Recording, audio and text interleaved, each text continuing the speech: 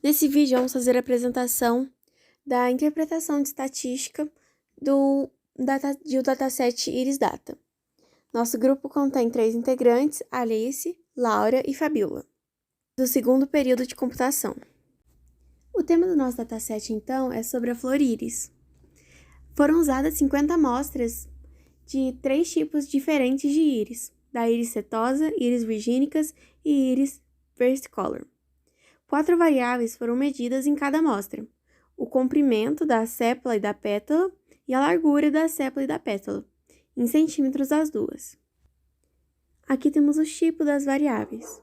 Tem o comprimento da sépala, que indica o comprimento da sépala, a largura da sépala, o comprimento da pétala, a largura da pétala, e a classe, que vai indicar qual a espécie da íris, dentre as 3 que são analisadas nesse dataset.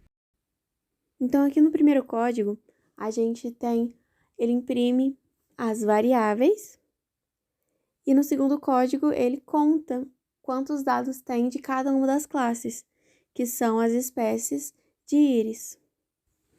Sendo assim, cada classe tem 50 dados, e a soma do nosso banco de dados é de 150.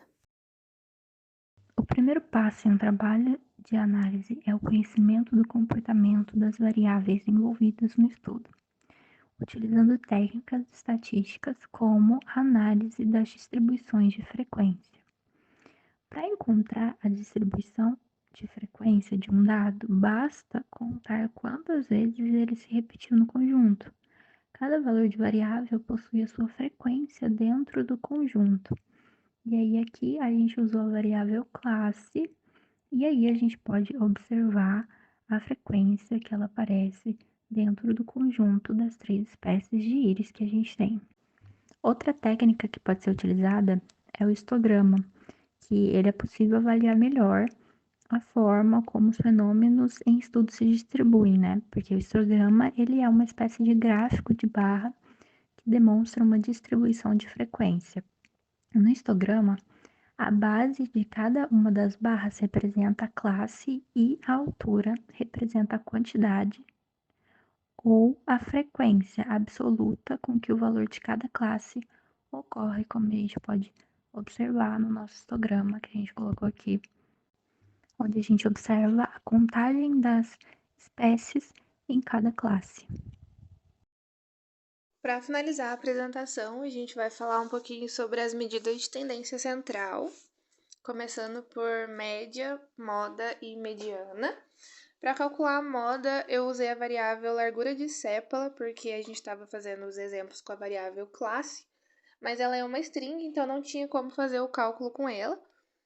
Aí a gente escolheu a largura de sépala para usar como int.